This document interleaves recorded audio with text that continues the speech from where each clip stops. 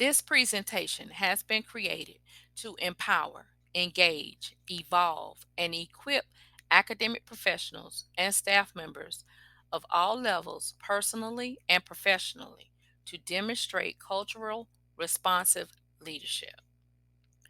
Academic professionals has valuable intellectual contributions to ensure that this generation of learners and future generations gain the social and instructional skills for academic professionals and students to strive in a trauma informed practice space in a trauma sensitive learning environment to promote student achievement culture that will cultivate leaders to thrive in society. Greetings. I am Teresa W. Gamble, a doctoral candidate in the Education Leadership Program at North Central University. My specialization is in trauma informed practices and social emotional learning. My goal is to create safe social spaces in schools for academic professionals at all levels and the students they selflessly serve to become innovative and creative, productive individuals in society.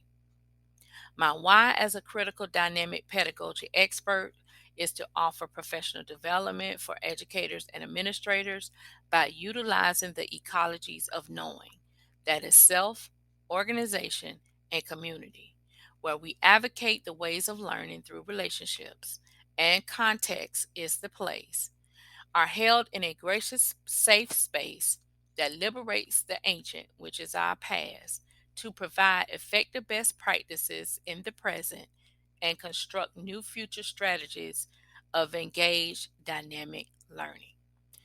Ethics of care and trauma sensitive educational environment are connected through our social policy debates of school improvement and student achievement.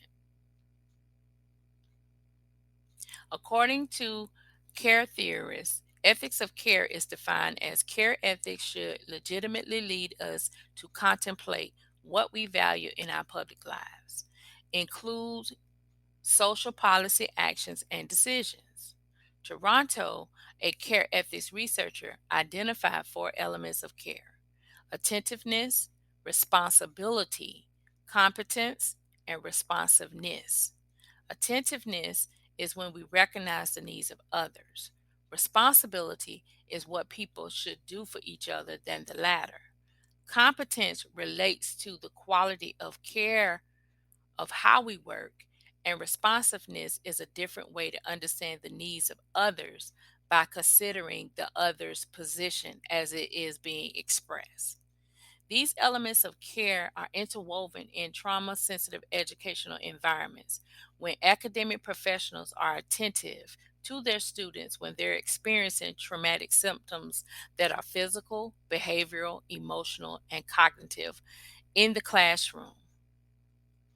Also, academic professionals take responsibility by acquiring the knowledge through participating in school based trauma treatment teams with collateral connections to help holistically support the students that they serve.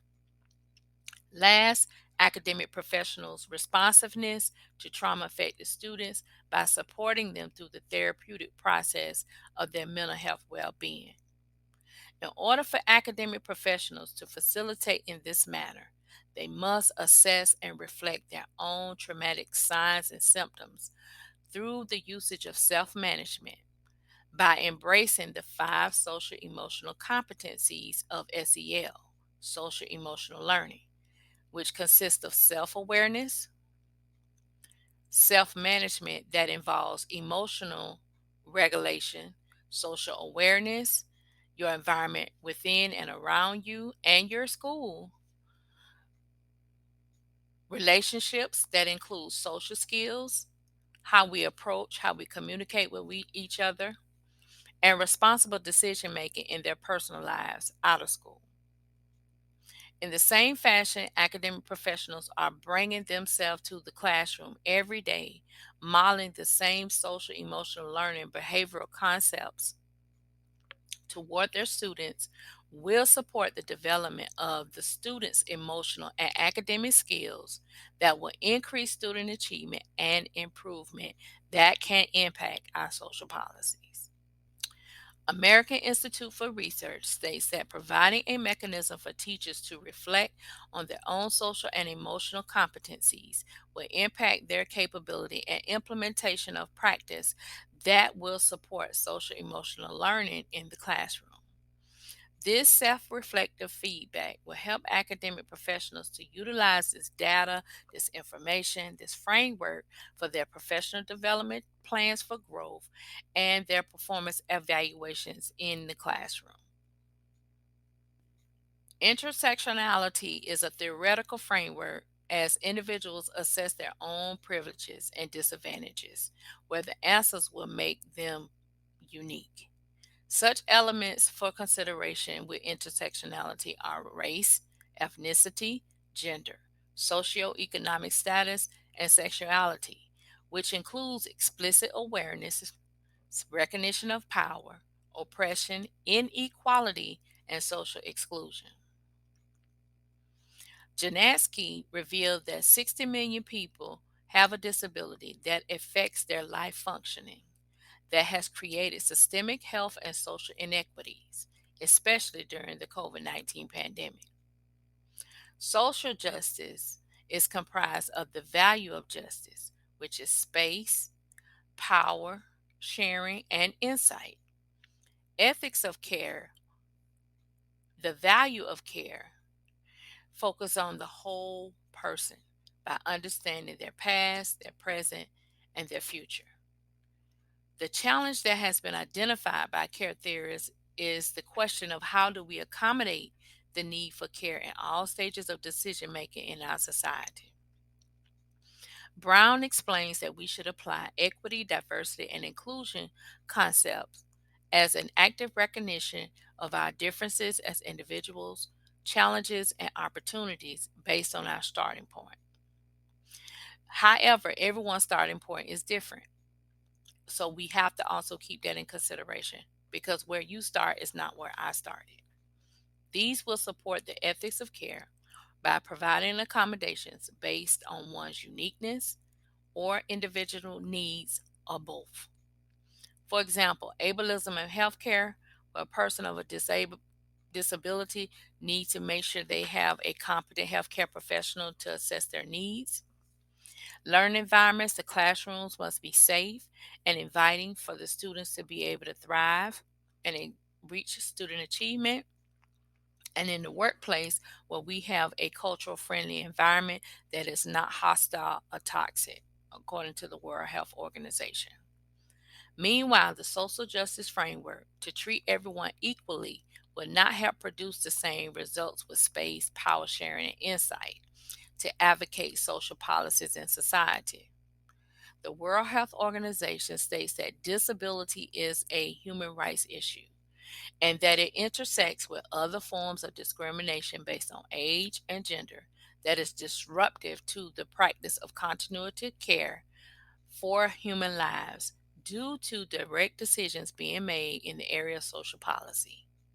Social determinants are identical to the intersectionality theoretical framework that I mentioned earlier, where the value of care and justice must share and collectively and collaboratively work together in power, space, and insight for a collective community cultural change. The Center for Disease and Control with the United States government conducted a adolescents behavior experience survey between January and June of 2021.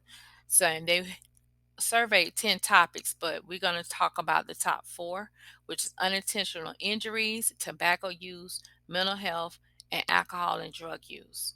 The unintentional injuries and violence really resonated for students who did not wear seatbelts when they were driving, or they were texting and driving at the same time, which is reckless behavior that will contribute to them having traumatic experiences. Next, with the mental health, those individuals they suffered with increase in alcoholism. They usually felt sad. 44% of them were sad. 20% of them considered attempted suicide, and then 31% mental health was not as great. They suffer with stress, anxiety, and depression. Now, as far as the unintentional injuries, the 34% didn't wear seatbelts, 32% text or email while they was driving, 20% witnessed someone getting physically attacked, 16% actually got in a fight, and 14% were bullied online, electronically, 13% bullied in school, and 11% rode with someone who was intoxicated. Then the alcohol and drug use increased, where 38% got alcohol from someone else, 25% used marijuana, and 13% were currently using marijuana. The tobacco use where electronic vapor products was 36%, but 55% of the students, which is a good number, were trying to get off all tobacco products, which I figured stem from the COVID-19 pandemic because of individuals. One of the symptoms was difficulty in breathing. The next four topics that was addressed in the survey was sexual behaviors, dietary behaviors, physical activity, and obesity and weight. So the sexual intercourse activity was very active at 18%. 54% wore condoms. That's our male students. 33% took birth control pills to prevent pregnancy. 30% had sexual intercourse. 22% took birth control, but they also had access to Plan B or the morning pill after in the event they got pregnant. 17% drank alcohol and used drugs before sexual intercourse, which points to more of the traumatic experiences where they defer other activities to address those concerns. The students' dietary habits, it was more liquid and less solid food. Some, vegetable intake, but no mention of proteins. So looking at the students' diet makes a big factor. 75% of them, they drink at least one or more times a day a bottle of water. 54% of them didn't do sport drinks. They didn't drink, 34% didn't drink milk. 34% didn't drink soda. Um, but at least 54% of them ate one or more times a day vegetables, but they didn't eat. 58% didn't do carrots. 48% did not eat green salad, or 39% drunk fruit juice. So most of their intake was water, some vegetables, but no protein for beets. So that points to that there is a food insecurity in the home when they do not have access to all four basic food groups. The students' physical activity, most of their 81% stated that they spent 3 hours or more in front of screen times. That means learning online, probably gaming, probably talking with their friends and family through social media. 47% played at least one team sport. 47% attended physical education classes. And then 43% worked on strengthening and toning their muscles 3 or more days a week because of the social unrest, the crime, the violence, and the bullying to be able to defend and protect themselves without using a weapon, we hope. Obesity, overweight, and weight control. 49% of the adolescents they tried to lose weight. 35% described themselves as slightly being overweight, and 20% of them were overweight. The last three questions on this survey from the Center of Disease and Control was the impact the pandemic made, their healthcare and telemedicine accessibility, and other topics that the CDC asked the adolescents. The impacts during the COVID-19, that 66% strongly agreed that doing homework was difficult. Parents and other adults in the home administered verbal abuse to either curse, insult, or put them down. That was at 55%. 28% never was able to spend time with family, friends, or other groups. 23% they went hungry because there wasn't enough food in the home.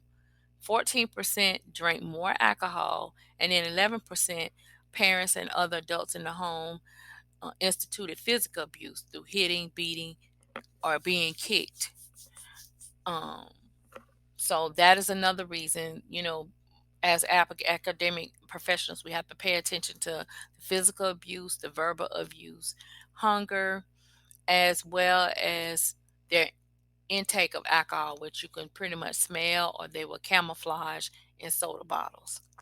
So then the healthcare and telemedicine access during this period, 68% was focused on dental care, 25% on with their primary care physicians for preventative health.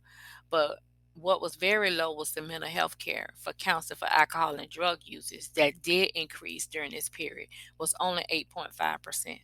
So as academic professionals, along with our involvement in the trauma sensitive teams at school, we need to promote and create messaging that mental health is part of healthcare and it's not a stigmatism towards the student who seeks it and needs it. The other topics were addressed in this survey was 98% of the students speak English well. 86 percent of the adolescents said that parents knew where they were going at all times. 53% of the students had sunburns for 12 hours or more, which kind of concerning. That means the students spend a lot of time outside during the pandemic, and they're not cannot relate to extracurricular activities. It could be due to homelessness or getting away from verbal and physical abuse in the home or seeking for food due to food insecurities. 46% of the adolescents felt close to people at school. 35% of them felt they were treated badly or unfairly at school because of race or ethnicity, which that's an area why it's even more important. Social emotional learning is needed with diversity, equity, and inclusion, and to include racism. That's why it's important. And then 23% of the students got 8 hours or more sleep during the school night. But that means the rest of our students are not sleeping because of other traumatic experiences they're encountering in the home, in their community, or in their neighborhood. The justification of significance of trauma-informed educational practices with integrating diversity, equity, and inclusion and social emotional learning competencies is the equity gap. That is the justification for the significance of trauma-informed educational practices with these competencies of diversity, equity, inclusion, and social emotional learning. Social emotional learning competencies does not address racism. It is very detrimental for students of color. Academic professionals assuming that diversity, equity, and inclusion addresses the equity account is mistaken. Unfortunately, diversity, equity, and inclusion competencies exclude emotional intelligence, social emotional learning, social awareness, mental health that promotes the ideology of one size fit all or color blindness. Just because you don't have a particular problem, that doesn't mean I have it, and vice versa. And ignoring it and whitewashing it does not make the problem or the issue go away. That's why and racism needs to be acknowledged, not just how we look different physically. The integration of intersectionality theoretical framework with diversity, equity, and inclusion and social emotional learning competencies will help academic professionals at all levels to assess and reflect on their own unique privileges when it comes to equity and access for students of color. Recently, the state of Florida has polarized political perspectives of diversity, equity, and social emotional learning competencies with critical race theory, which is legislation called Stop Woke Act. This critical race theory is not instructed in K through 12 classrooms. It's only in collegiate law programs that are selected by college students, according to the state of Florida website. Academic professionals are public servants. They are designated in their states and they take an oath to uphold and serve students according to the federal law for Title 42 that grants students access to free public education. Since the multiple pandemics that began from COVID 19, education has become a public health crisis that has placed social awareness of mental health matters, that has every person questioning their moral, ethics, and belief system as human beings. Privileged classes and allies are struggling with assessing and reflecting on ancestry inequitable patterns and practices against social classes based on perspectives that is politically polarized. Our social policy includes ethics of care and ethics of justice in our decision making processes. The social unrest from the murder of George Floyd during the pandemic forced the entire world to assess and reflect on their corporate social responsibility policies externally with the public. Yet, employees began challenging the corporate culture internally to ensure what was being publicly said is applied internally within the organization. Thus, diversity, equity, and inclusion was on the forefront to address such inequitable disparities. However, race and racism was excluded because the ideology that one size fit all or colorblindness should remove the stigmatization of being racist from privileged classes and their allies. Unfortunately, students and employees of color were being triggered with traumatic experiences from injustices, inequalities, lack of accessibility, underemployment, underpaid, marginalization, disenfranchised compared to privileged class students and employees in learning environments. In order to close the equity gap, we must incorporate social and emotional learning, diversity, equity, inclusion, and racism competencies with our academic professionals. First, to work out their own personal perspectives and belief system of privilege and or disadvantage before attempting to approach and teach trauma affected students in our public and private school classrooms. Thank you for listening.